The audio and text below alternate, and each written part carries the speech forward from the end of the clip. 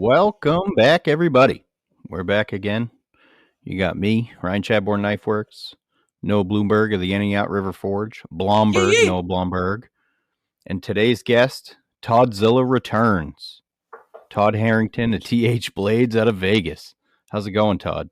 What's up, guys? How are you? Nothing. I'm glad we were able to lock you down. I know you're a busy man. You travel a lot. You spend a lot of time on airplanes. You know, I'm in town for 48 hours. Probably like 56 hours, but 2 days I'm in town and then I go back to Canada. Nice. Canada. Always moving. I was actually like, okay, when can I lock Todd in? Hit you up. You're like, yeah, I think I can do then. I'm like, all right, let's do it. Lock you in. My biggest fear is making commitments like more than 2 days out. My boss calls me or texts me and he's like, you're leaving town in 2 days, just an FYI. I'm like, oh shit, okay. That's how sporadic your schedule is, really? Yeah, oh yeah. Not all the time, but it does happen often. Wow, that's brutal. I don't know if I could handle that. Yeah, at least now we know B Cone will drop in whenever we need him. Thanks, B Cone. Yeah, that's right. Shout out to B Cone for saving us last week. Yeah, we're gonna have to put a limit on him though. You can't go 2.5 hours, man. My neck was like destroyed after that because I'm sitting on a stool, so I'm like slouched right over. I don't have great posture. Shout out to B Cone for his new house and his new shop. That's great. His new shop looks awesome. I'm really happy for him. That size. I am too. Oh my god! What do you mean? I was there 2 years. Huge shop. Huh? What's that? Your shop is 3 times the size of mine. 4 times. I think you have like a 4-car garage. No. Who? Me or Noah? Ryan, you. It's 28 by 26. It's a 2-car garage, but it's 2 stories, so I got all kinds of storage upstairs. It's mainly full of wood blocks. Oh, okay. Yeah. I got a lot of burl drying, waiting to be stabilized. Ooh. His is just slightly smaller than mine. I think he said it's like 20 by 24 or something like that. But smaller is easier to heat. I mean, I've burned and cool. Yeah, I've burned a cord of wood already this year. But he's up north too. Yeah, that is something you take into consideration. I forget about that a lot. I know that is one nice thing since I moved into my smaller shop is I fire up the forge and just kind of keep the door cracked, so I don't, die. But if you just cart that thing, because I have it on wheels, you just cart it in and then like shut the door, and like as the forge is cooling off, it just sort of heats the whole shop. It's great. Yeah. What have you been doing? Yeah. Who, me? What have I been doing? Either or. Either or. All right. Well, I'll go first. I got a new freaking laser, man, and I'm pretty excited about this thing. So Richard Beck's Armory posted a video of an Atom Stack A5 M40, I believe, that he got shipped to him. And so he did a cool little review video of it, and he put it up on YouTube, and he posted it on Instagram. And I saw that, and I was like, dude, that's the laser I was just looking at on Amazon. So I watched this video, and it was really a lot more of a laser than I was really looking at for, and I didn't realize how big it was. It's probably I think it was like 24 by 24 inches. So you need like a decent sized footprint for this thing. And as we're just talking about, my shop's a bit on the small side. I have nowhere to put a 24 by 24 laser. Like I can't dedicate that space to something like that, especially since a laser, like that's not my main source of, I'm not going to be lasering things every single day, and I don't really want to, take down and set up a whole like freaking laser setup and everything every time I want to use it. So I went onto the Atom Stack website and I found one that is their mini laser. So it's a little bit bigger than the one that I had. The one that I had is very low power. I think it was 2.5 watt laser output. And I just used it, if you wanted to use like a resist, like we were always talking about, you can spray some paint or some Plastidip. A lot of people use nail polish and then etch that nail polish, and then you can electro etch through that using it as a stencil. And I was freaking tired of doing that. And Pickle does still, right? And Pickle's been doing that. Yeah, I think Pickle's still doing that. And it works. It works fine. But I'm just tired of my electro etcher. It was pissing me off. For some reason I was having really a hard time because I do a lot of stainless sanmai. So getting a good black etch into that stainless was being really troublesome for me. And I was really tired of messing with it. So I wanted to get a laser that I could etch directly into steel. So I found this one. It's a smaller overall size. For any of you guys out there, it's a P9M50 off of the Atom Stack website. And it has a 10 watt output laser. And so it etches directly into steel. I think the A5 does as well, although Brigham said that he was having issues with it because Brigham bought the A5 and he said he was having issues getting it into the steel. But Richard showed in his video that he was able to, so I don't know. But the 10 watt laser definitely does. It gets some good depth in there. You can feel it with your fingernail, how deep it's getting in there. I sanded a couple after I etched them to make sure that it stayed in there nice and deep. So I've just been kind of playing around with that. It's a lot more intricate. You can do a lot more things with it than my old laser. And it's just sort of a learning curve of trying to get, your rate and your power where you need it to get the etch that you want. And then you can do all sorts of different ways of etching it. So on my last one, it was just horizontal lines back and forth. That's all you got. This one, you can do horizontal, you can do vertical, you can do vector, you can do center line, you can do all different kinds of patterns and stuff like that as you're going through. And each one of those affects the way that the logo looks in a different way. So it's definitely a pretty big learning curve for me. And I've just been playing around with it on a piece of scrap 8670, trying to get exactly the right settings down to how I want to do my logo or any custom engraving. That's the one thing that I get the most of when I get custom orders is people want something custom on the blade. Mm-hmm. I had one lady, and this is, I'm not bad mouthing anybody here, but she wanted 5 separate dates laid out on the blade. And I had to custom cut and then electro etch in 5 dates down the length of the blade to make it look right. It was brutal. And I got it done. But if I had a laser that could actually go directly into the steel, it'd make it a whole lot easier. So for those custom orders, I actually took that off of my website that I was offering custom because it got to be so much trouble.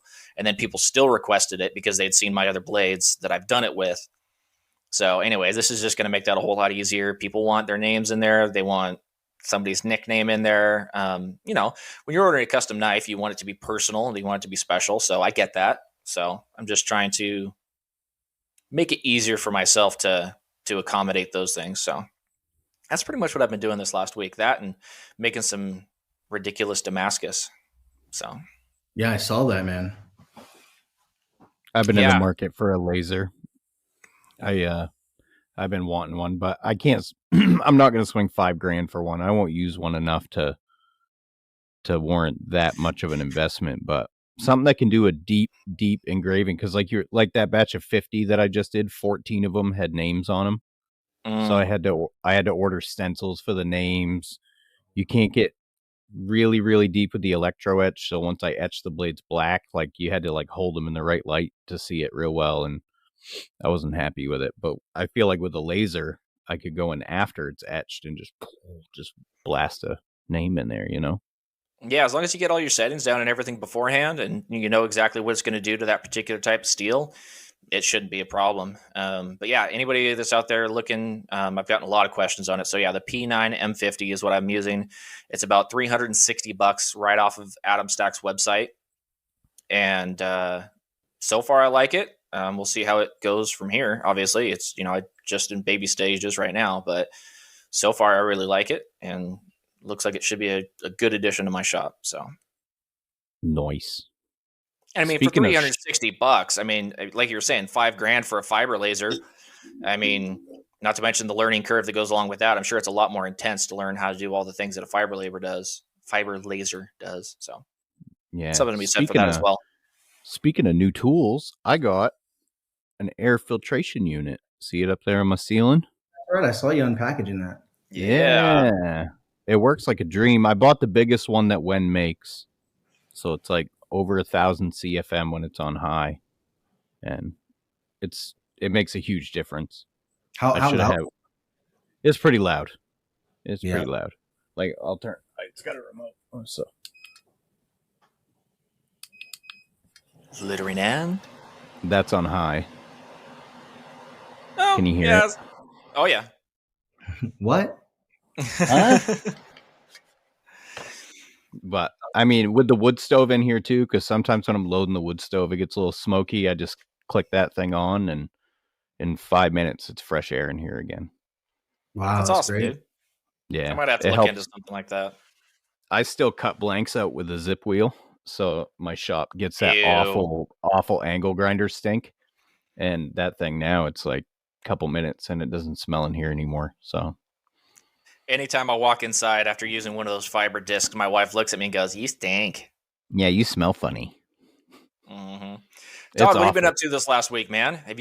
When was the last time you got in your shop, dude? I know you've been busy. This is my first time actually in my shop. Was yesterday. I was out for almost 3 months. However, I got a lot done yesterday. There was a lot of knives that I had to finish before my surgery, and since I was down for so long, I went in there and I was just like, I'd go in there with my crutches, and I'm just like, oh, like I can't do anything. It hurts to sit.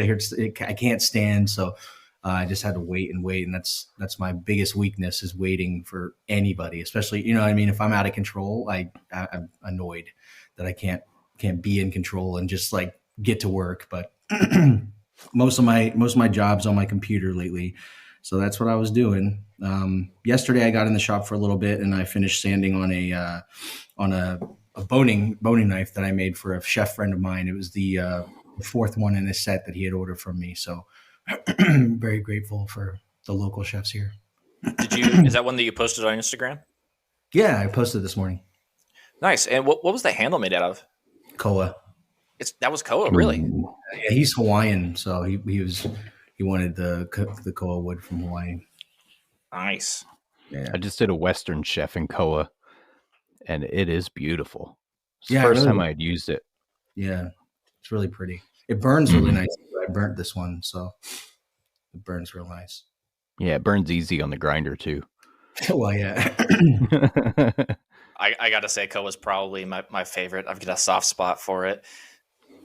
I have quite a few in my drawer that I'm not using right now. I've been my kind of dream handle scales are like some of that two-tone Koa where you've got the heartwood and the outer layer, so you got that nice deep and then the light color. And I finally picked up a set of scales from Ryan Moeller, and I was like, oh, those are so pretty. I got to get those, and I have no idea what I'm going to use them for, but they're in my drawer, so I'm happy.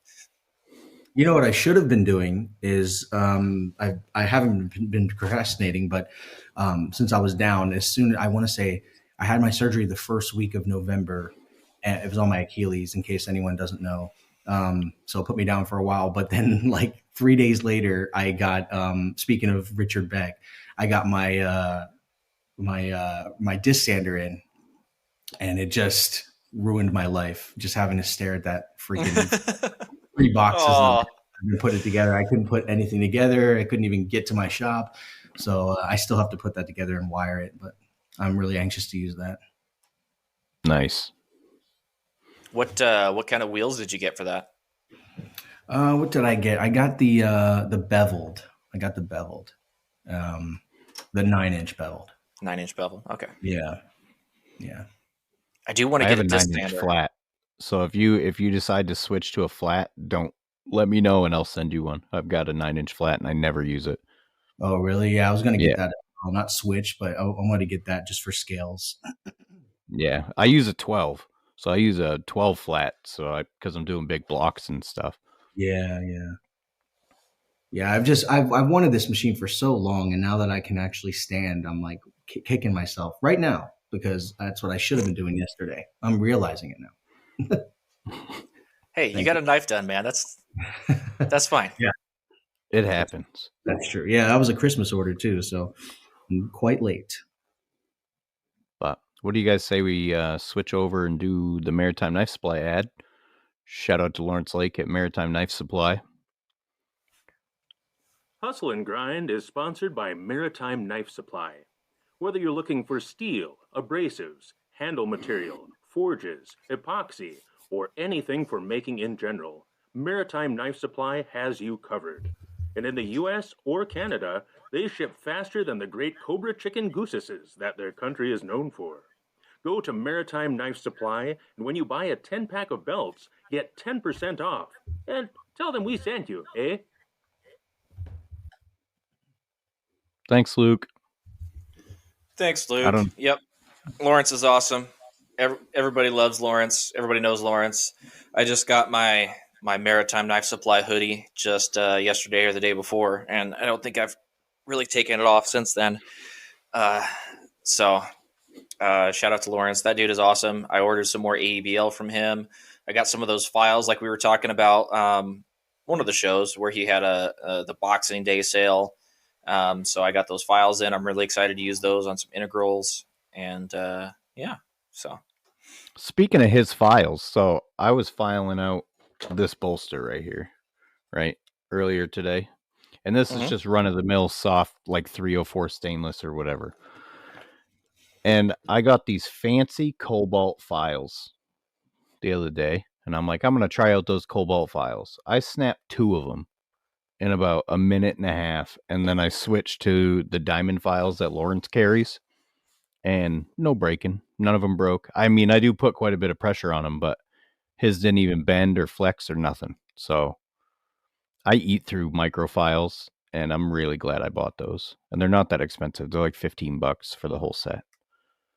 I can't tell you how happy I am to hear that because along with some of the bigger files, I also got those little files from him. So I'm really happy to hear that because I was really I have this problem. I snap files all the time, those micro files, the little diamond ones all the time. So I wanted to try out the ones from him. So I'm really happy to hear that. I'm looking forward to using them. No, they're absolutely worth the money. And diamond it's a nice smooth file. You know what I mean? It's not awfully rough like a double cut, and it doesn't wear out as fast, and it won't build up with material. So they're just all around superior. Yeah, and I'm here in Vegas, and if he sends me something, I'm like 3 days away. It's amazing. I'm buying stuff from, well, I'm not going to say who, but from places that are maybe 300 miles from me, and it still takes a week to get to me at best. Wow. There's a lot to be said for fast shipping, and Lawrence delivers every time. Yeah, he is the fastest for sure.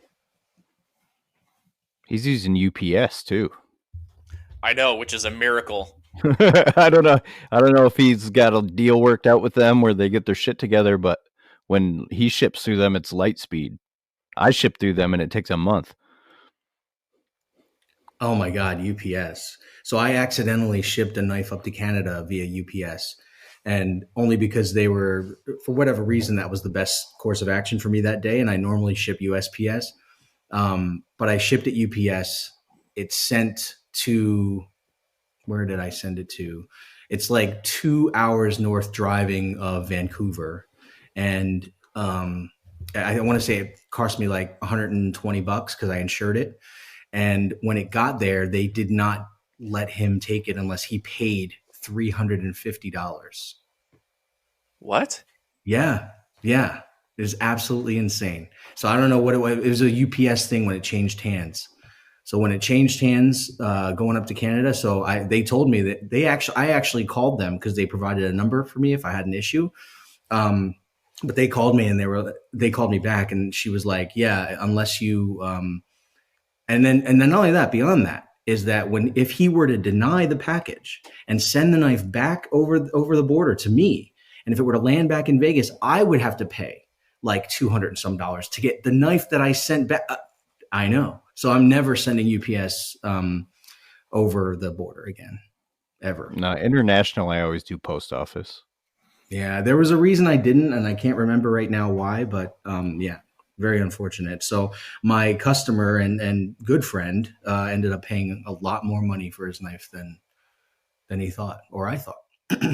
Oh, that blows. That's outrageous. I'm boiling with rage inside right now. I can't even believe what you're saying to me. Exactly. I'm like, you want me to pay $250 to get a package back that I tried to send that they, you know what I mean? Like, it was insane. Yeah. The only caveat there is that they did try to deliver to his house, but she told me that had nothing to do with it, that he still would have been charged. What the hell? Yeah. It would have been cheaper for me to buy a ticket and drop it off at his doorstep and buy a ticket and fly back myself. Wow. And faster. It took like 11 days to get there. That's so maddening. Yeah. I hate UPS so much. Oh my gosh. There goes that sponsor. Ugh, that's awful. I freaking hate UPS. I've never had anything good happen shipping UPS, receiving UPS, anything like that. And there are other people that swear by UPS, and I think it just depends on where you're at and everything else. Any given Sunday. But I know other people have said that they've had the worst luck with USPS, and USPS is the only thing I will ship with. I insure every knife that I send, and I never have had any issues. They always get there within when they say they're going to get there. And yeah, basically no issues with USPS. But for some reason, the brown has done me dirty. Yeah, you don't like that doo-doo brown stuff. That's exactly right. Anything that has anything to do with poop color, I'm not a fan. UPS is the only company that's ever broken a all-metal antique chainsaw that I shipped to somebody. It was 45 pounds, and they dropped it so hard it smashed one of the side covers, which are metal. That's impressive. Yeah. Wow. Yeah, it was great. All right, well, let's stop bad talking UPS here, man. Do we want to do a little bit of Florida Man action? Yeah, let's do it. Let's do it. Ladies and gentlemen, boys and girls, get ready to play. Is it Florida Man or fraud?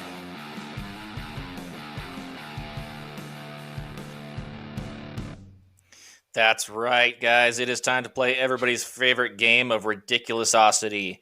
We are going to read off 3 stories, and all of these stories are real and happened somewhere in the United States, and you are going to have to guess whether they were perpetrated by a Florida man or a fraud from somewhere else in the country. Each one of these stories today was provided by our man, Neil Warren from Maximus Knives. A little shout out to Neil Warren. That man has gone full time this last week. It was a little bit unexpected, I guess. So I'm not going to elaborate on that, but he's going full time now. So everybody, if you're not following Maximus Knives on Instagram, go give him a follow. He's going to be doing some cool stuff here in the future. So keep an eye out for things that he's going to have available, some projects he's working on, and go support our man Neil. He's our guest in the first week of April. There you go. You're going to hear a lot from Neil in the future. And when we talk about from him, actually. Say that again? I said I just ordered the Max Grip stamper holder from him. Sweet. Which are, I believe, going to be offered on Maritime Knife Supply soon. What? I believe so. I think he made a post about that. Oh, I didn't see that. If I'm wrong, people will chastise me in private messages, but it's okay. That's fine. Yeah. All right. So anyways, yeah, shout out to Neil Warren. Go give the man a follow. And all of these stories are thanks to him. First off, we have man gets out of jail, immediately steals car in prison parking lot. Well, that was quick. A man leaving jail this week was arrested minutes later, accused of stealing from a car in the prison parking lot, police records show. Michael Casey Lewis, 34, had just been bonded out of county jail when officers spot him, quote, acting suspicious in the parking lot. He claimed to be waiting for his girlfriend, but security footage allegedly showed him checking for unlocked cars and finally getting into one. Arresting officer, this dude reported that he finally handed him a brown paper bag with things stolen from the car, including an iPhone 7, a debit card, 4 packs of cigarettes, and $547 cash. Do you think this genius, who had just gotten out of jail and immediately started stealing shit out of cars, was a Florida man or a fraud from somewhere else in the country? That sounds pretty Florida. Todd, what do you think? I'm going to say it's East Coast, but not Florida. We're like North Carolina type deal. 4 packs of cigarettes. Oh, yeah. All right. Both of you, Ryan, you're sticking with Florida. Todd, you're going somewhere else. All right. That was Florida. Yay! Ryan got one right, everybody. I beat my streak. Yeah. All right. Next up, we have man arrested after hitchhiking ride on back of tractor trailer for almost 130 miles. A truck driver who made a stop on October 3rd unknowingly picked up a passenger who decided the best way to travel was holding on to the back of the trailer. The highway patrol contacted the sheriff's office about a man clinging to the trailer at about 2:30 a.m. after being contacted by other drivers on the roadway. After driving almost 130 miles with the man hanging onto the back of the truck, the driver finally stopped after consistently seeing other vehicles flashing their lights. He was arrested and booked into county jail at around 4 a.m. on Monday. Later that day, he was formally charged with public intoxication and joyriding. You can get charged with joyriding for that? Apparently. But yeah, I guess you'd kind of have to be drunk to just hop on the back of a tractor trailer and think that was the greatest way to travel. I think somewhere else in the article it said he was looking for his wife or something like that. So drugs may also have been a factor. I'm not sure. This is a tough one. I'll say Florida. I'll say Florida for sure.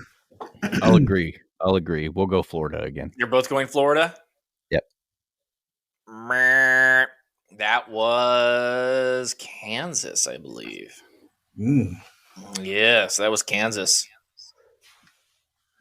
All right. Tornado country. Todd, here you go. You got one last one to make up. You're behind. Here's a goodie. $400,000 in meth hidden in pumpkins found at a border entry, CPB says. Border Patrol officials found Tuesday what the agency said was $400,000 worth of methamphetamine hidden inside pumpkins, according to U.S. Customs and Border Protection. CBP said that 136 condoms were filled with 44 pounds of liquid methamphetamine hidden inside 4 pumpkins. A photo released by the agency said that appeared to show items packed with a hollowed-out squash. It characterized them as Halloween decorations. Wow. So why do you pumpkins? think? Well, I think it was actually in October, so I think it was festive. I'm going to say not Florida man on this one. Not Florida man. I'm going to go Florida because it's meth. Well, that's true. I almost said that. As soon as you said meth, I was like, oh, well, that's Florida man. But you said pumpkins, and then you said customs. So it didn't make any sense for pumpkins to come from Cuba. I guess I could see that. But there's lots of other places. I mean, all of basically South America comes through ports in Florida, don't they? We have customs agents who patrol around the airport. No, but I mean like an import of pumpkins. The picture it was 4 pumpkins. Like it's not like this was like a truckload. It was 4 pumpkins. Okay. All right, what is it? Wait, you guys, Ryan, you're going Florida because it says meth. Todd, you're sticking with not Florida? Yeah. Final answer? Final. Yep. Todd, welcome back. You guys are tied. That was Texas. Oh, man, there we are. The Mexican border. I cut out as much as I could in the article to because it was like at a border crossing in El Paso, Texas, and I'm like, well, that's not gonna, or wherever the border crossing is in Texas, one of those Texas towns. All the Texas listeners are screaming at me right now, I'm sure. I'm from Washington State. I don't know. I'm sorry, but yeah, I had to cut out all the border crossing parts of the article that were talking about how he came across the border and everything. So, anyways, yes, that was Texas man trying to smuggle 136 condoms worth of meth into the country. Man, people sure do like their meth. I guess. I mean, I personally don't know anybody who likes meth, but it seems like a lot of people do. I've known people that used to like meth. I did just have surgery and I had Percocet, and that's basically meth, right? So, I mean, it definitely... No, that's basically heroin. Is it heroin? Oh, okay. Mm-hmm. So, correct. Ryan, you seem to know a lot about this. Right? I grew up poor, man. I was on the mean streets of Bangor. The mean streets of Bangor, Maine. Bangor, Maine. We didn't have any fancy heroin. No, heroin. Maine especially got hit pretty hard with the opioid epidemic. They targeted us. Like, really? It's been shown Maine was targeted by the pharmaceutical companies for opiates. Interesting. I didn't know that. They did a good job, dude. I know a lot of people have ruined their lives over that shit. Not me, but I know quite a few. Yeah. Wow. When they want something done, they get it done. Anyways, so Todd, listeners, if you like the Florida Man segment, let me know. I'm trying to come up with like some different segments. I don't want to just like keep hammering the Florida Man like every week. I want to come up with something, keep it fresh, keep it interesting. The problem is that we get guests on here all the time where they're like, "All right, I'm ready for Florida Man. I'm expecting it," and it's like, well, okay. That's great and all, but I don't want to just keep doing the same thing all the time. Like, we got to keep it fresh. We got to keep it interesting. So if you guys love Florida Man, you don't want me to change a thing, shoot me a DM. Otherwise, I'm going to try and change it up. We're going to come up with some new and interesting stuff. You could do like, instead of Where in the World is Carmen Sandiego, you could do Where in the World is Florida Man. That was KH Daly's suggestion. Actually, he DM'd me a couple weeks ago saying that I should do something like that. So we might change it up. We might come up with something a little different. We can go back to the fake headlines. I liked that, how you have just read off all of the headlines and then get people to guess which one's the fake one, different stuff like that, or in an entirely new direction, come up with something. So I don't want it to get old. I don't want it to get stagnant, Just start reading all the worst parts of humanity ones. That's where we start to get into dark shit again, Ryan. We don't want to do that. I know. I don't really want you to do that. I'm amazed at some of the stuff that people sent you, and they're like, "They'll play that on the show." Yeah. Also, it is easy to say yes or no for Florida Man or not. So essentially, you're just saying or fraud.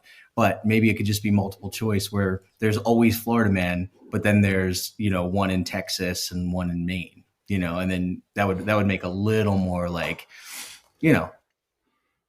that way Florida it's not Florida, they all Florida sound like, or anywhere else in the world.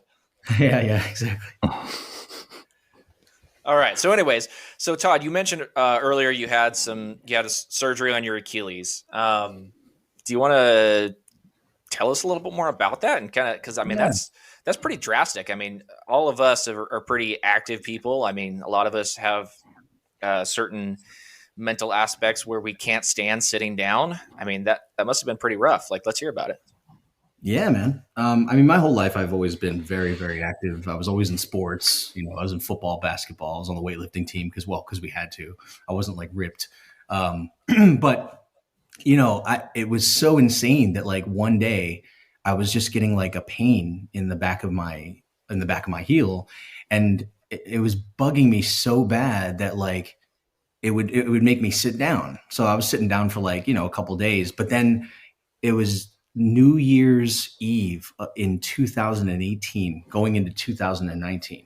So it was New Year's Eve, and I sat down to talk to the pastry chef in the pastry chef's room at one of our restaurants here in Vegas. And I sat down on a crate like you do as a cook. Ryan knows what I'm talking about. And I sat down on a crate and just like, hey, let's talk about this menu tonight, blah, blah, blah. And I could not get up. And I've never experienced that before. I've always kind of, been very, I'm not very sensitive to injuries. I'm just like, come on, dude, walk it off. That's always been my attitude. That was my dad's attitude. That's, it's an East Coast thing too. I'm from Philadelphia. So it's just like, get some fucking balls and just do your job, but I could not get up. I honestly, and I stood up and I sat right back down, and I couldn't put even, 10 pounds on my foot, let alone 200 pounds. And I was like, okay, well, there's something really, really wrong. And I finished the night on New Year's Eve. And, restaurants are crazy busy on New Year's Eve, sitting all night. And that's rough. Wow. I run around. People that work for me or with me, they know I run around. I never stop. I'm up your ass all day, all night. And I could not be from my seat. So, I went in for I went in for x-rays, and they put me in all the machines and all that. And they were like, yeah, I think you tore your Achilles because there's nothing wrong with your bone. There's nothing with anything. And I ended up going to that doctor for about a year and a half until, I'm just paying and paying and paying. And we tried everything. We tried a minor surgery. It wouldn't fix it. And then I just switched doctors because I'm like, nothing's more important than your health. I went out of my network and I paid a lot more to go to like one of the best doctors here in Las Vegas for podiatry. And lo and behold, he did another x-ray, and it was my Achilles and my bone. And it was almost like, I guess I tore my Achilles, and then it healed itself because I'm still young enough. I'm 39. So I tore my Achilles, and then it healed, and then I tore it, and then it healed, and it was just getting bigger and bigger and bigger because, it's just like a scab inside your body at that point. And scar tissue. Yeah. And then what it was doing was it was attaching to my bone. And then every time I tore it, it would tug at my bone, and your bone just grows the way it wants to. So then I'm creating a bone that's almost like a spur that's pouring out of my heel. So between my Achilles and the bone, this new surgery, then he had to go in and cut my Achilles, split it down the center, cut it away from my bone, grind my bone away, sew it back to my actual ankle. And then, I have a gnarly scar right now because of it. Oh, but sure. I'm walking now. I mean, I'm just like, now I'm like a baby again. Cause I can walk if I think about it, but if I just stand up and walk to the other side of the room, I'm limping because I've done that for now, months. So I just have to learn how to walk properly again. Mm-hmm. Crazy. Feeling old. So do they say like kind of what the cause of that was? Is that just from being on your feet in kitchens for so many years, or? Yeah, they said it's a couple things. They said it's my career. That's probably 70% of it. But then, they say it also is a little bit of, being almost overreactive, not overactive, not knowing when to stop. So just pushing myself too hard. And, I'm stronger in my mind than I am in my, so I'll be the guy that's arm wrestling you, and my arm will break before I give up. Like it's just the type of person that I am. So now I'm just paying for it later on in life. Gotcha. I got the lecture from the doctor for quite a while. I heard that. I feel that. Yeah. That's crazy. Yeah, that limping thing, that happens to me with gout. If I have like a bad gout flare that lasts a couple weeks, my other muscles will get sore from me compensating, not putting pressure on that foot. And that's the other thing. Like if you're used to that, I mean, that's going to throw your hips out of alignment. That's going to screw up a lot of other stuff that you're going to have to, you're probably gonna have to deal with that for a while after the surgery and getting over it and stuff. Right. Yeah. This is a 9-month recovery at best. He said at my age, I'll probably heal in 6 months and I'll be fine. He even said I'll be running, which I'm really scared because I haven't ran since 2018 now, which is crazy. Almost 5 years. I have not been able to run. That is nuts. Yeah. So did you listen to the episode with Ira Housework? I sure did. Shout out to Ira. Yeah, he gave you a shout out. He asked us to bring up edge geometry with you, or bevel geometry, or knife geometry in general. What's your thoughts on geometry, being a chef as well as a knife maker? Okay, so I'm so glad that he said that, because as soon as he said that and I was listening, I couldn't wait to get on and talk about it. Sounds very self-soothing here, but to be honest, it's something that I talk almost every single time to any client or any chef that wants a knife from me, because even me making knives now for, I'm into my second year. Sometimes I forget to kind of bring that up, and I'll make a point to speak about it for about 15, 20 minutes, just so they understand what they want. And when I would buy a knife as a chef, and this is still now, if I buy a knife as a chef, I don't necessarily think of the edge geometry before you look at the knife itself. Sex sells, right? So you look at it, it's gorgeous, I like it. The handle and the colors and all the things that you see on Instagram, you cannot really convey in edge geometry. You can say that it's, a flat grind, and you can say, but it doesn't really matter, because it's, and who brought this up? I think it was Jeff Fader. Okay. He did bring up the fact that all the different grinds are they're so close close to each other that it almost doesn't matter. You know what I mean? Like, unless you're cutting a potato and like, this is my knife for only potatoes forever, which is never the case. That is the only time it would really matter. Because in reality, you just want a really, really sharp edge and you want a really, really thin edge.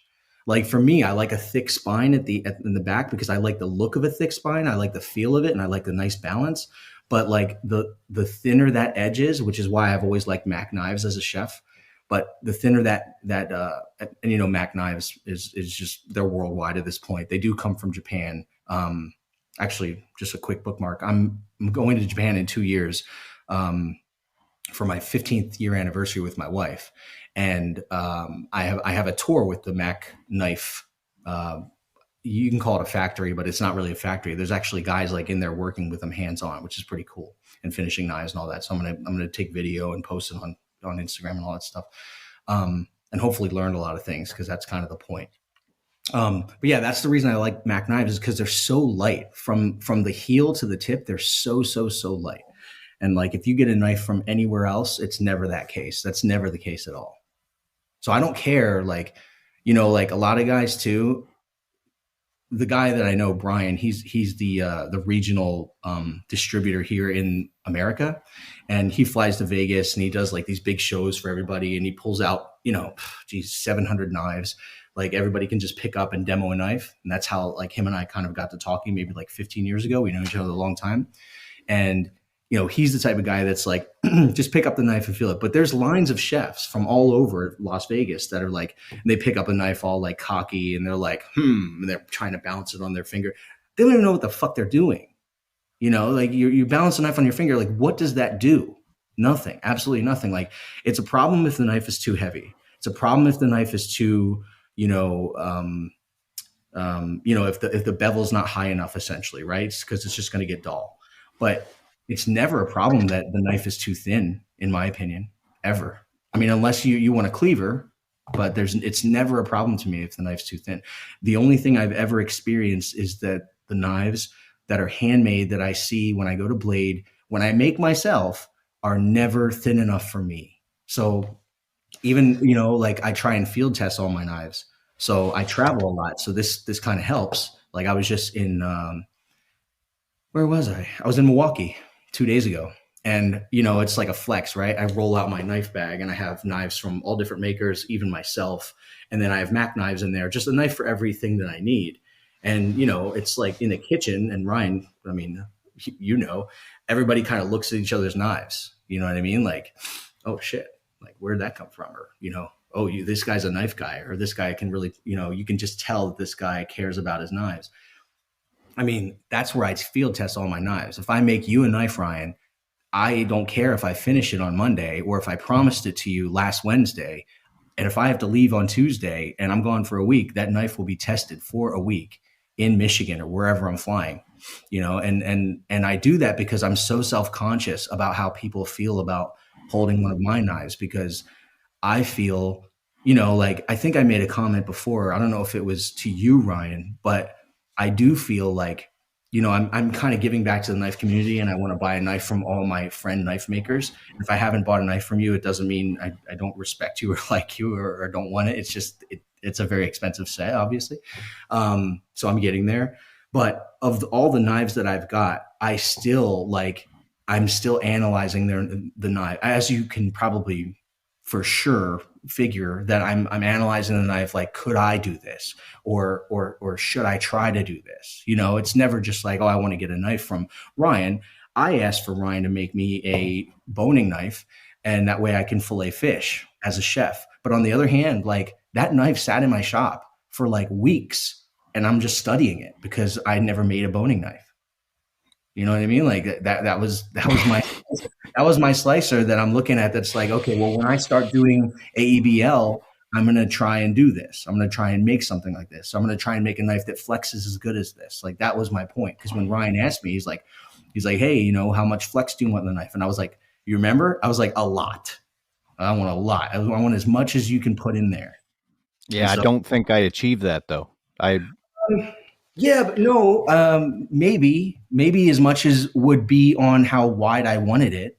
So, like, you know what I mean? Like, if I were to go and buy a not even buy, forget that. I have a knife that got, or I don't, I had a knife that got stolen from me because, it's War of the Worlds in kitchens, right?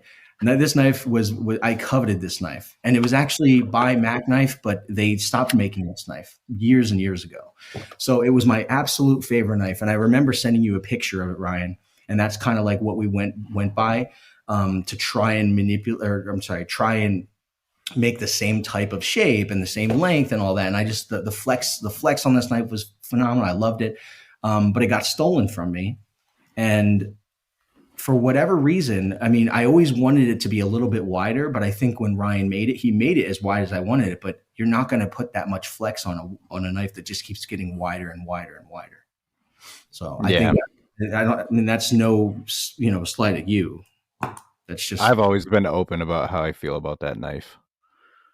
I think you talked about that on a previous episode. Where do I have it? I have it across the room. I'll grab it when I can later. But no, I love it. I love it because it's unique. Nobody will ever have a knife like that. It doesn't exist. Yeah, I won't make another one. Good. So going back to these geometry and everything, you said you have never had an issue with a knife being too thin. Are you talking about the overall width of it at the spine? Are you talking about depth of bevels? Are you talking about the actual geometry at the end where you want a zero edge, basically? Like, what exactly are you saying with that? I'm mostly talking about a 1/2 inch to 3/4 inch above the second bevel. So thinning it there as much as machinery possible.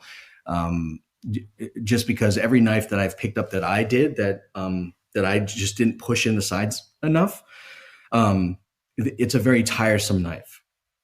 A very, very tiresome knife. It's a knife I don't want to use, and it sucks. I mean, you both make knives, and most people listening make knives, but you probably don't use knives like I do, and so not at all. It sucks to have a knife that you blood, sweat, and tears, and then you don't like it. It's like redheaded stepchild.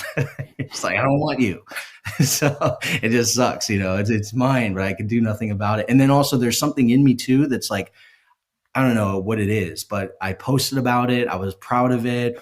I'm just like, yeah, I'm about to field test this. And then I secretly, slowly don't like it because it's either, you know what? No, it's always too heavy. If I don't like it, I'm not saying all my knives are, but if I don't like it, it's because it's too heavy. So, to Ira's question, the number one thing that's going to get chefs coming back is going to have a thin edge on it that they will not have to retire after 3-4 years because they've pushed their edge so much, and by like, they don't have to like thin the walls themselves. Most chefs don't even understand that. Most chefs don't even understand high carbon, let alone most chefs don't even understand the difference between high carbon and stainless steel. They don't. Most chefs, and when I say most chefs, I mean like 85% of chefs. It's embarrassing. Most customers don't know high carbon versus. Chefs.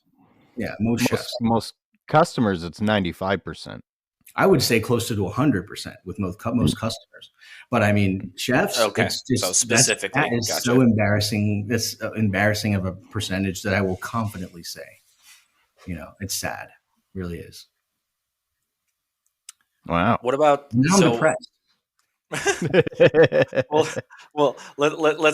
Let's bring up another subject that gets brought up a lot, especially with Ryan.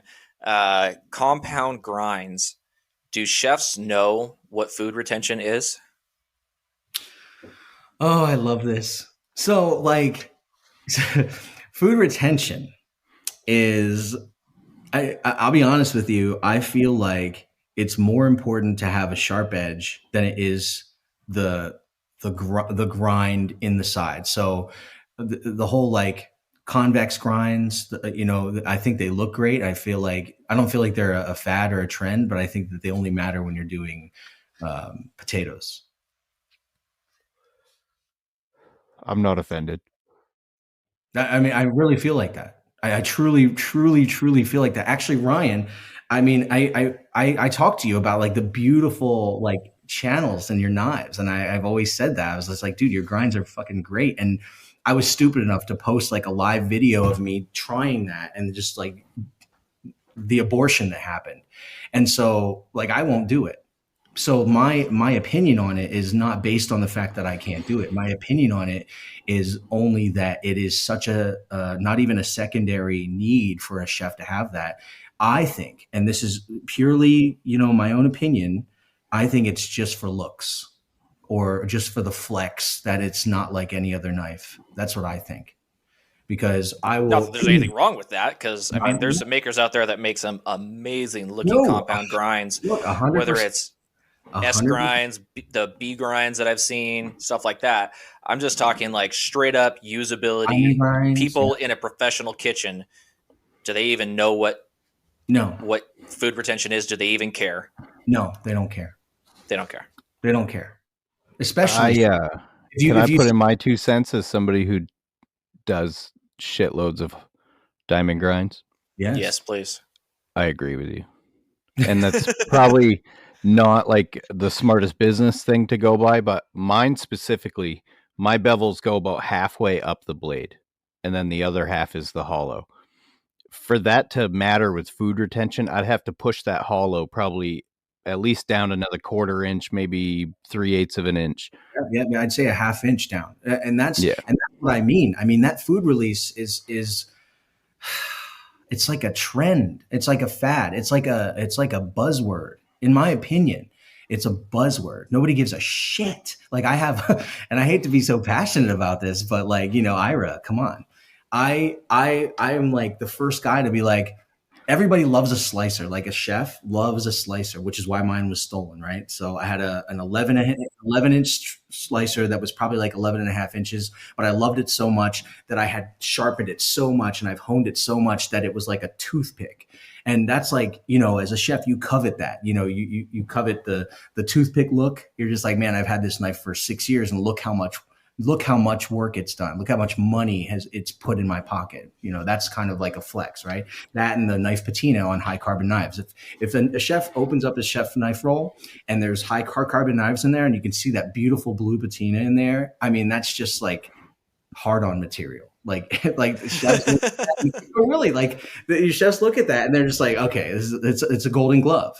People look at that and like, okay, this guy knows what the fuck he's doing. Like, nobody that doesn't know what they're doing is going to have that knife. And that's true. That's really, unless it was stolen. God damn it. So this toothpick big ass slicer that that all chefs love. What's the main use of something like that? Okay, so I called it my halibut knife, but it was also my salmon knife. And I mean, I could use it as a paring knife. It was just so versatile. And it's because it had like crazy flex on it. I'd say if I were to like put it at a 45-degree angle and I push down, I could hit the cutting board. Like it was so flexible. But again, and this kind of goes to my point earlier, is like, obviously, as I'm making it, not as wide, it's getting more flexible because it's becoming more of a toothpick. So it easily flexes, But, a knife that has some flex to it has more versatility, and that's just what it is. Speaking of a cleaver, I'm waiting for mine from Nick from Pickle Cutters. I got a cleaver from him. Oh, nice. Yeah. Can I go swing back around to diamond grinds real quick? Yeah, please do. I'd like to share why I do them. I'm not trashing. No, I know you're not. You're being realistic, and realistically, I mean, talk to a chef. Well, I'm stepping in those shoes right now. That's what this is. I do them for a couple reasons. One, they get good traction. People like them. When you see that grind, that's people appreciate it. For two, they're popular, so I sell a lot of them, and almost to a point where, like, I was just talking to Pickle yesterday, where I feel like I'm getting stagnant in what I'm doing in my grinds because I just shit on somebody for this like 2 weeks ago. I'm doing the same group of knives over and over and over again because that's what people are buying. So I think soon I'm going to go back to the drawing board on my chef knives. And three, they're hard. They're really hard to do. That's a very difficult grind. So the more I do them, it makes all the other grinds I do so much easier. Like a flat grind is nothing to me anymore. Because, I mean, imagine doing a flat grind, but then doing it over the Grand Canyon. You got to, so it helps me grow in my skill set by doing diamond grinds because they are difficult to do. And it's super hard to get like the exit point on the tip of the blade to have everything the same on all sides with the rounds and the flats. And like, yeah, it's a challenge. So I enjoy it. Your stuff looks machined, man. I'll give you that. It looks fucking great.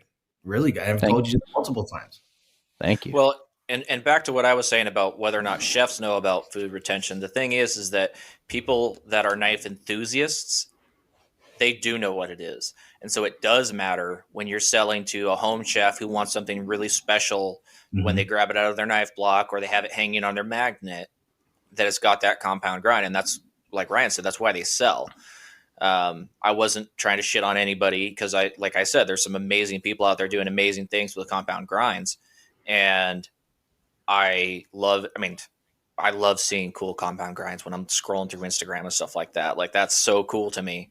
The reason I asked the question is because for those of you who are, looking down on yourselves or, oh, I'm just doing flat ground chefs or I'm just doing this or whatever, I can't get to that level. Take it easy on yourself. Yeah, man, just do it. Don't be afraid to fuck a knife up. Like, I feel like a lot of up and coming makers they're afraid to mess up. Don't be afraid to mess up.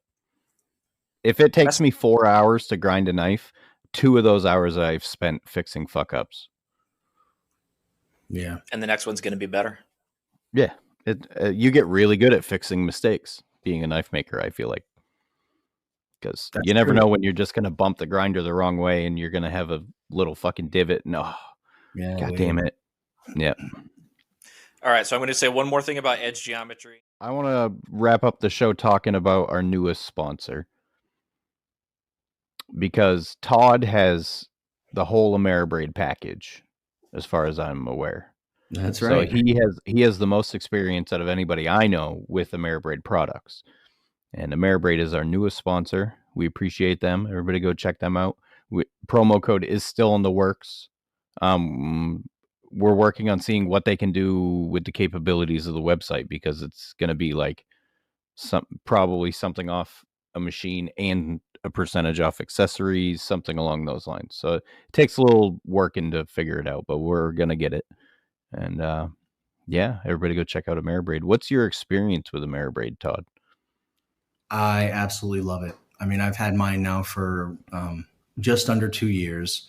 And what's funny is that, and I don't want to mention another name because I don't want anyone to feel like I'm checking them at all, but I think that they're all very, very good. It's just a matter of skill level when it comes to like Brian House. Like I don't have a welder, I've never welded before.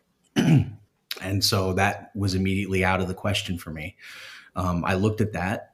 And I didn't want to pay a local welder to do something because I never trust anybody else for stuff like that. And so that kind of was out. And then I looked at a couple other packages and I felt at the time, and I didn't know the Ameribraid guys at that time, I felt that you get the most bang for your buck for the Ameribraid. And this, like I said, this is 2 years ago. So I think maybe it's went up maybe $200 or something, maybe. But like for me now, I'm so sold on the amount of just the sheer customer service that I've gotten from Kevin and Eric. I mean, they both, I mean, I've met them multiple times at all the shows. Obviously I'm in like the convention capital of the world here in Vegas, and they're up here probably 5-6 times a year. So anytime they're here, we happen to have 3 restaurants at the convention center. So I'm just like, let me just go do my job. And I go over and I check on the restaurants, and then I swing by and I see the guys. And I went from, like I said, I cook carrots and potatoes for a living. I don't, I always say that because I want to stay humble and I want everybody to realize that I'm never, boasting about being a knife maker. If I post, it's because I'm proud of myself. It's like, look what I did. Holy shit. I cook carrots and potatoes. Don't forget. And I can do this. So, I would go to these guys with any types of issues, problems. Like I'm not the type of guy that has a full garage of tools, but now I do. So like they were with me there from like, oh shit, I need this, and now I need this. It wasn't just the Ameribraid.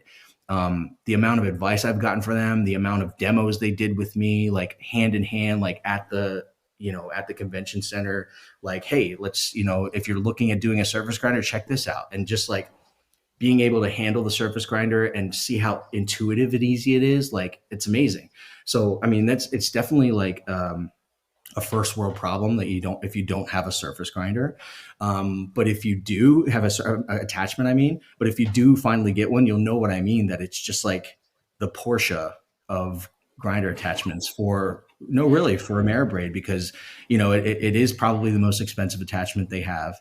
But if you just look at the quality, you look at the videos that they post about it, and then beyond all that, I had mine for probably like 8 months.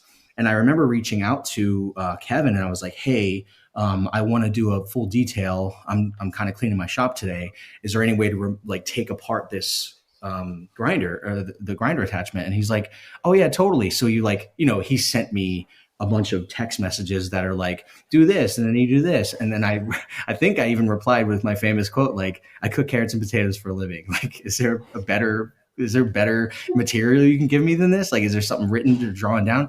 This guy did a video real time and sent it to me, and multiple videos. He was just like, okay, I'm going to send you right now. This is how you take this off. And he sent the video. Like, you could tell he just did it from his phone to help me. And then he's like, okay, next step, you're going to do this. And then at the end of it, like, I had a whole table full of all the different parts that, it wasn't a ton, but it was probably like 4 very key components that I wouldn't have been able to take apart. Like, you know what I mean? Like, I know Ryan was like, oh, I could take apart a VCR and put it back together. Like me, I can smash a VCR. Take it apart and put it back together, Office Space. But like, honestly, like, it was just amazing that they were able to like give me the care and attention. Like, these guys are making hundreds of units like every month, and they're able to stop what they're doing and be like, yeah, Todd, absolutely. And send me a personal video that's just like, here's how you do this. So I was always blown away by their customer service, because they've always gotten back to me very timely, all different things that I needed, questions, comments, concerns. And, obviously they wanted to be part of the community too. So they would always be very interactive with me. They would share anything that I posted. But that right there was like, it's completely sealed the deal for me. Just such great customer service, great guys too. And they're not like originally knife makers either. So, I think the knife making kind of came after that. They're like fabricators, and they work on cars and stuff like that. That's kind of what started it. I don't know the full story, but I've also seen them kind of grow up from where they were to, this whole massive shop, and, build it from the ground up. I mean, just like Brian House, to build all this from the ground up, from one small little shop into now what everybody has, is amazing. And I have no biasness against anything. I just know Ameribraid has always been good to me, and they do make attachments for that. I think that can retrofit as well. Yeah, so you're just saying for you, it made more sense to have either a bolt together or a prefabbed machine than a DIY machine. It came ready. Yeah, came ready to go. I think a lot of people are in the same boat. Yeah. It takes time to assemble stuff, and yeah, totally. There's people who enjoy building the tools to make the knives, and then there's other people who just want to make the knives, and you just can't slow down the making the knives to build a tool. You just need it, and you need it to work, and you need it to work all the time, and that's what you get. And I've built all my tools, including my heat treat oven, and I'm done building my own tools. If I get another oven, I'm just gonna buy one. I'll just put it on a credit card or something, or they got financing, whatever, save up the cash. But I don't have the time anymore. That's a good thing, man. That's a good thing. Yeah. You get to that point. And just real quick, before we stop talking about Ameribraid, a few episodes back, we had Matt Berger on, and we were talking about surface grinding attachments and stuff. And he asked specifically, oh, hey, we were talking about a different surface grinding attachment. Does it have on-off magnets to be able to clean your chuck off?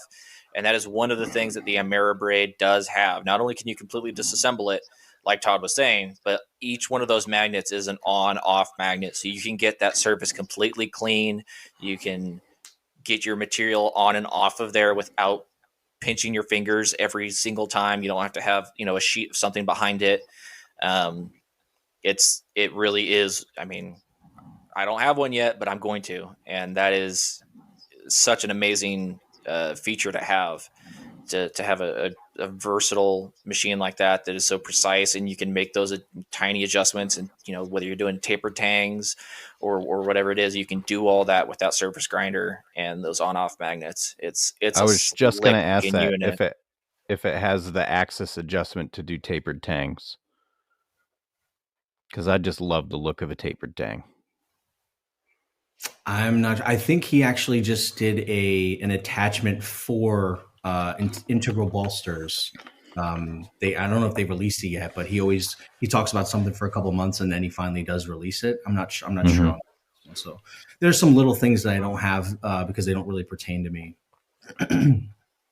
I believe it does, Ryan. I like I said, I don't have the machine, but I thought I saw someone using that machine to do a tapered tank setup, because I think it has the capability of all the adjustment and the tilting. And someone can correct me if I'm wrong, but I believe that is the case. So yeah, and if you're making your own surface grinder attachment, because I know a lot of guys are doing that now, they sell just the releasable magnets on the website. Ooh, I did not know that. Yeah, so you go into the miscellaneous section, they've got just the magnet with the knob on it. Yeah, and what's cool is that I want to say it comes with four or five, and there's slots there if you want to put more on there. So if you do smaller knives, if you do longer knives, there's slots there so you can expand, not necessarily expand it, but you can put more magnets on there for it to make sense for whatever you do. Oh, that's cool. Yeah, or if you've got you can just move them from one side to the other if you need more on one side. That's cool. Yeah. That's cool. Yeah, we love those guys. They've been super cool with me and Noah with the sponsorship and everything, and they didn't even hesitate. Yeah, we're happy to help you guys. It's awesome. We're happy to help them by shouting them out. I mean, it's kind of crazy because they're a big deal. I got a lot of messages when we posted that. Yep. Like, how'd you do that? I asked. Super happy to have them on. Yeah. A couple of great guys. So, and it works out too, because they do cars and trucks and like small engine, like go-kart type stuff and stuff like that. And that's like me and Noah's bread and butter. Yeah. And they just lost their Instagram. Actually, it only happened like 2 weeks ago, but they're trying to build up their followers again. So that was pretty detrimental. Because, social media means so much nowadays. Yeah, we can't like do what we do without it. You know what I mean? Most of friggin' 90% of my sales are something I've got to ship somewhere that they saw me on Instagram. Yep. I'm just going to pull them up and see what they got for, they're up to 2,300 now. Ameribraid official on Instagram. Go give them a follow. Ameribraid _ They post a lot of really cool content as well. So Kevin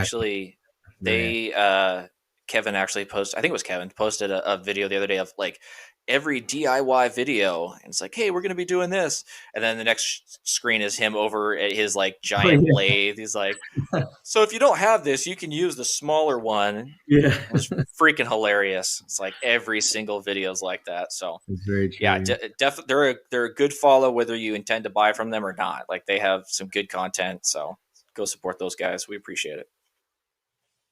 Yeah. Well, this has been a good one, guys. Yeah. You got anything else you want to talk about, Todd or Noah? I do. I have a question. Yeah, what's up? Okay, so we talked a crap ton about blade geometry and everything. Todd, I want to ask you about handles.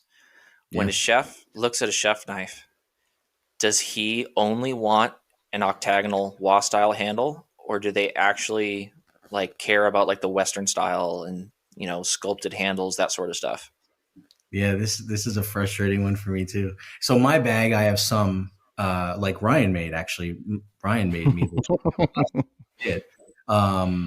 But personally, I like a shapely handle, a more Western style. That's just personal. I don't know. I feel like chefs are like, you know what I mean? It's like an NBA player that has a sponsorship with Reebok or Nike. It's like, I only wear Reebok or I only wear Nike. It's the same thing as like, I only identify as a Japanese knife handling chef. Like, you know what I mean? Like these guys have their heads so far up their ass because of, what they think they should portray themselves as, when in reality it's just like how it feels in your hand. So, I guess I get passionate when I talk about stuff like this too, because it's really annoying. I don't even know why I offer to do the octagonal kind of style, because I don't like that look really. I don't want to be a guy that does that look. But I've gotten probably 40% of my knives where people are like, could you do it like Chinese style? And they don't even know what the fuck it's called. So, that's it goes into my whole thing of like the whole embarrassment thing. Like once you get to a certain level as a chef, you're a manager. You know what I mean? Like you stop cooking.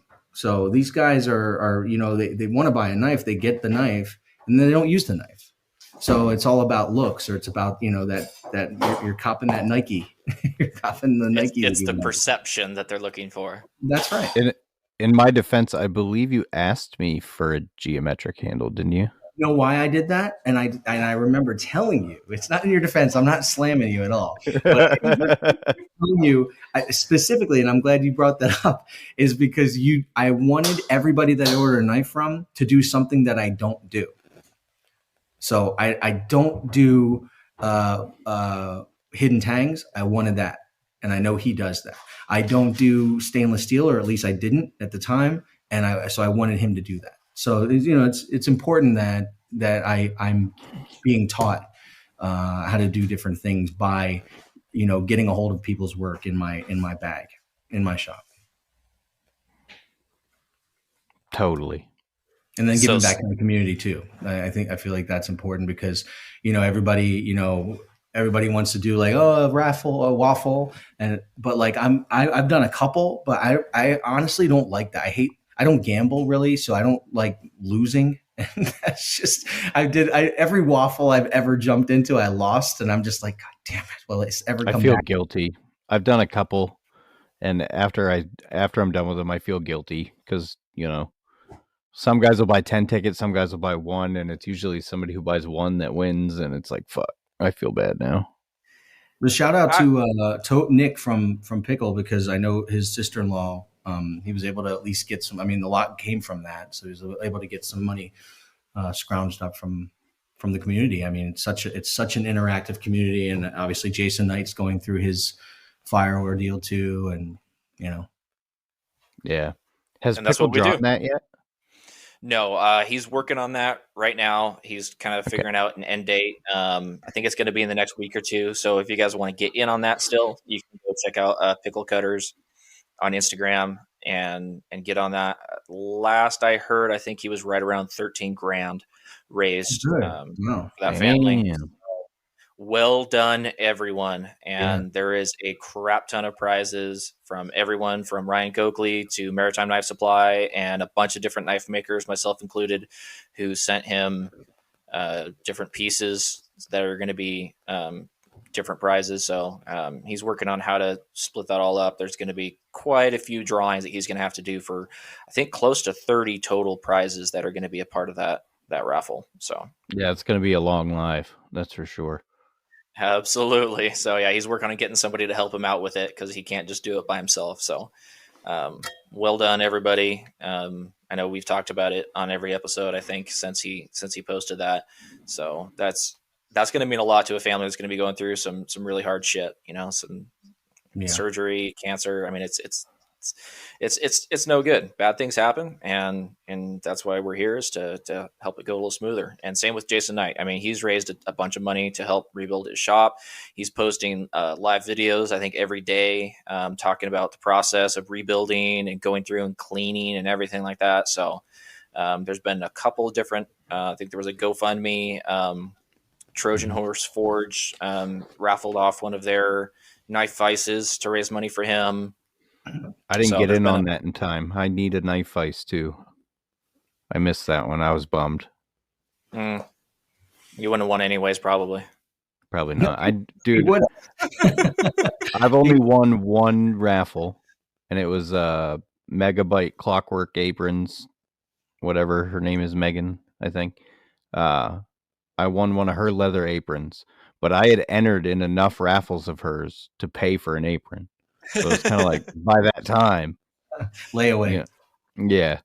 Well, and back to what you guys were saying about feeling bad. Like, I don't think you should feel bad. I've done, I think, only one raffle I've done, and everyone who entered was doing it just to support me. If you're doing a raffle, people are entering it to support you as a maker because they like you, they believe in what you're doing. They're not necessarily doing it just to win something. Right. That's obviously true, everyone knows that odds are, what they against are. you. So Yes. yes.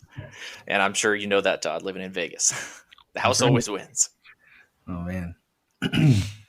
So back to handles just quickly. So WA style handles, obviously everything is personal preference, but for the most part, what's your official take on it? Me, I'm not a fan. I'm not a fan. I feel like they belong on Chinese cleavers. That's just my opinion. But everybody, I see Ryan's face. I'm like, you're my buddy. I'm like, how do you love my work? You fucking hate everything I do. Everyone else that has ordered a knife from me, like I said, my percentage is probably 60% Todd, do you, and 40%, hey, could you do the Chinese look? And that's what they call it. I mean, they call it the square, or they call it the Chinese style handle, or the Japanese style handle. So it's like 60-40. It's just a preference. It doesn't make it a better knife. In my opinion, I don't even think it's a better handling knife, especially for knives that are meant for more intricate work. I see like paring knives that are kind of like octagonal as well, and I'm just like, well, that's fine, I guess, if you're twisting it in your hand. But if you have that on a chef knife and you're meant to go, or not necessarily on a chef knife, but if you have it on a boning knife and you're meant to go around, bones. I mean, look at me this morning. I posted about a boning knife that I did for Chef Eugenio is his name, but he's a big chef here in Las Vegas, and this is the fourth knife he's got for me. Every single one has to match, so every single one has that kind of like octagonal look. And this is the last one. And I had asked him, I go, are you sure you want this, the same handle? It's going to match regardless because it's koa wood. And he's like, and white G10. And he's like, yes, I want it to be the same. And I'm like, God damn it. So I made it, and I'm just like, well, and every time, like, I'm there about ready to package it up like I do. And they're like, I do butcher paper and stuff. But I'm like rolling it in the butcher paper. I'm like, wait a minute. Like, I couldn't use this. Like, it's so hard to manipulate with your hand, like with your wrist and everything. Like, I can't like get it in there with my fingers. Like, so a knife like that, like there's zero thought behind it. Besides, so to me, I'm just like, that's perfect. That's preference for most chefs. Like for me, I'm not going to order that knife aside from Ryan.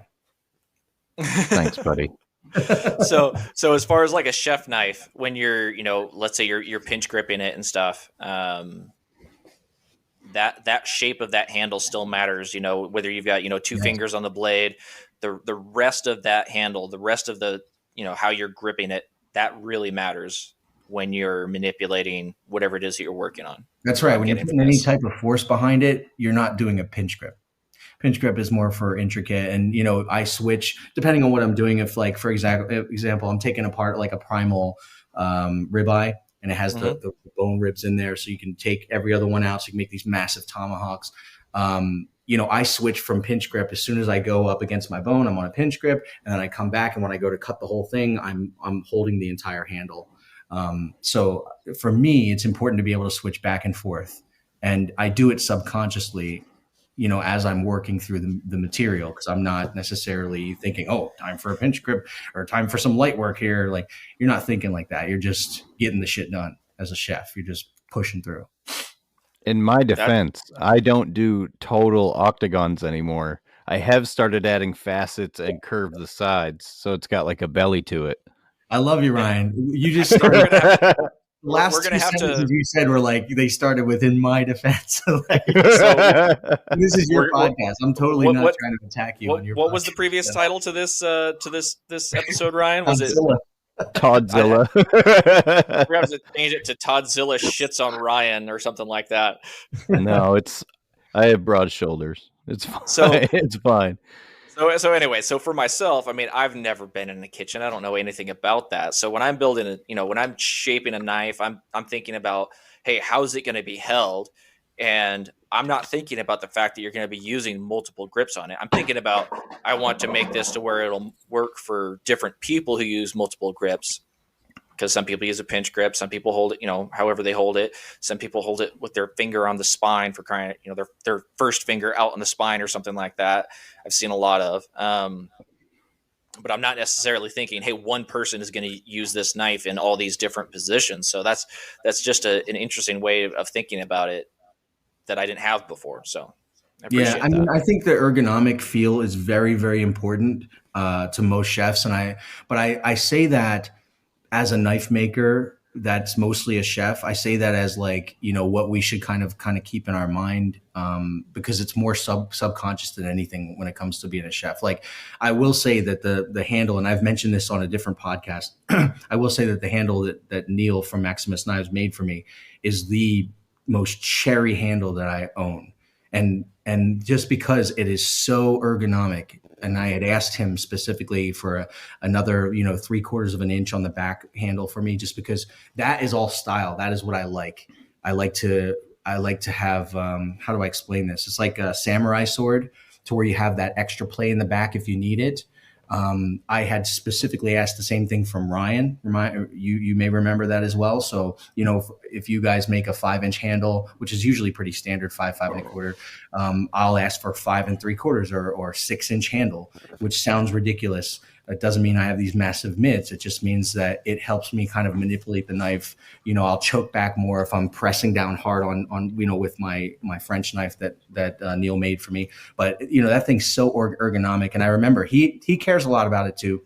He sent me videos and pictures and, what it looks like on his hand and it looks like with his pinch grip. He's very kind of like conscious about, how the ergonomity, or is that even a word, of the knife itself. So, I really appreciated that. So I'm trying to kind of take a page from his book for my knives. And I'm trying to actually talk people out of the whole WA style handle look. I don't even know what's that's called. I don't think that's what it's called, because the WA is about like, fitting it in, but the I don't know, the dowel method. Yeah, exactly, the dowel with the cut in it. But I just feel like that octagonal, like you had said, is it almost works against me, especially when I'm trying to be a little more intricate. I'm just repeating myself at this point. But yeah, Neil did a great job making it very ergonomic for my hand, and not only that, but like he spends more time on his handles than anybody. This guy spends like 5 hours on a handle. Yeah, that's more than I spend. You want to say it's unnecessary, but the shit, it looks cherry as hell. It's like you can see. Well, if you've got a great blade, but you don't want to hold onto the handle, then it's crap. So yeah. You really, that's where you're making your connection with the knife. That's your right. interaction with it. Like that, it matters. And I try to put a lot of thought into my handles. And actually, while we're talking about Neil is one of the first people to send me a DM and give me feedback on what I was doing respectfully. Yes. Like we always talk about, like, oh, hey, what's the right way to give somebody feedback? Or, hey, what's the right way to say, hey, man, I think you should have done this differently, but not come off like an asshole. Mm-hmm. And Neil was one of the first people. I remember this because I was actually standing right over there when this happened. I got this DM from Neil, and he was super respectful about it and was like, hey, man, I don't know if you want my opinion, but like, here's my thoughts on this. And, gave, kind of the compliment sandwich where he's like, hey, I loved this about it. Have you considered this? Also, exactly. I really liked this other part about it, and, you're a manager, how you have to like kind of talk to people and everything and get them not necessarily on defense. Cause if you come across a certain way, people just automatically go on defense and they don't listen to the next thing that you say. Hey, sport. Yeah, exactly. So Neil was really cool and gave me some really great feedback. And it's something that I hadn't considered, and I don't remember exactly what it was, but it was something to do with, heel height and the not necessarily the geometry, but the angle of the blade to the cutting board versus the angle of the handle, and taking into consideration the different heights, people's physical height and how that's going to affect the angle that they're holding their wrist at, to the cutting board and things like that. Right.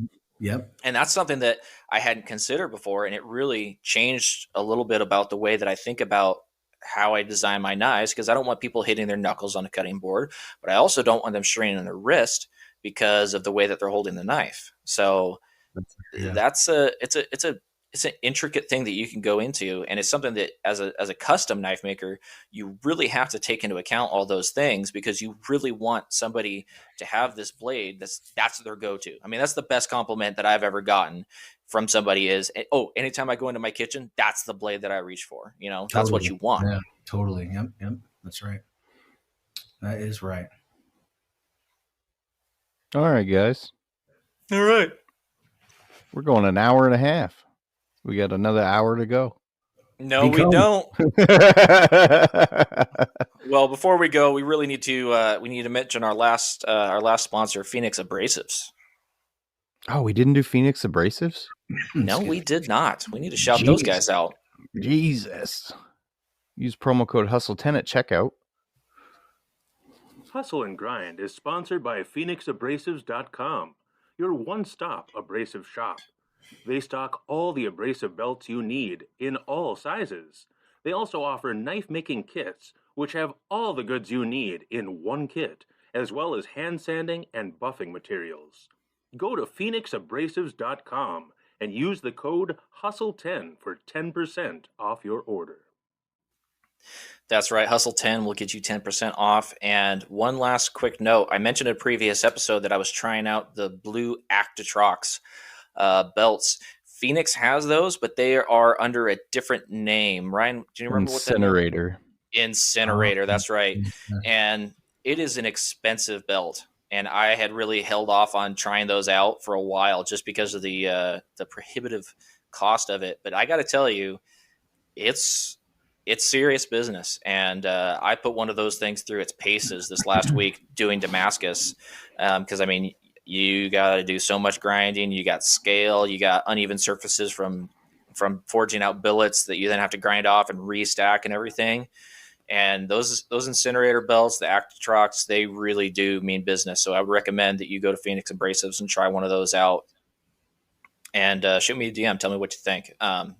Ryan's been swearing by him for a while, and I just couldn't do it. But I went ahead and bit the bullet, and I'm glad I did. So I'm a believer now. Those things are the bomb. I'm a cheap bastard, so I run the red Ferraris, but because they're like half the price. But the Actirox, they're made by VSM, and they're worth every penny. I mean, they last at least twice as long as a normal one of your top of the line ceramic belts. And when we say they last, we're not talking about like, oh, hey, it's still got grit on it. No, it still cuts. That thing after the use that I would normally throw a belt away is still throwing serious sparks, and it's still really getting through material. So it's the real deal. Todd, you got anything you want to talk about before we call it a show? No, man. I'm just happy to be walking around now. It hurts, but I got to go through physical therapy now, so I'm getting tortured. Very shortly. Nice. First time in physical therapy, so I didn't realize how much torture that actually is. And the lady even said, "Are you ready for your torture?" And I thought she was fucking with me, but then she got some sick humor. No, I mean the things that they have in their hands and just the things they do, and I'm just like, this is the longest hour of my life. It's very bad, but that sucks, man. Getting easier. I was doing exercises on the plane and shit, like on my way, like, oh, I got to get pushed in tomorrow before I get on another plane, because I go back to Canada with our friends to the north tomorrow morning, so we need to be able to walk. So I go to physical therapy in the early morning, and then to the airport after that. But it has been fun, guys. I really like this. Yeah. We appreciate you coming on, and we really appreciate all the info that you were able to enlighten us on. You know, things that knife makers don't normally think about. So I feel like our listeners got some value out of this one, and hopefully they are able to take some of this to heart. And lastly, of course, we want to thank all of our patrons who support us through Patreon. If you feel like you got anything out of this episode, you can go to patreon.com/hustleandgrind and support us there for as little as $1 a month. And we appreciate each and every one of you guys. And we're going to do some special stuff for you guys coming up soon. I know I've been saying that for a while, but really we are. So we love and appreciate all you guys that support us. And we hope you really got something out of today's episode, if not just entertainment. So Thank you all. We love you. Goodbye. Hope you guys have a great week. Keep on hustling and keep on grinding.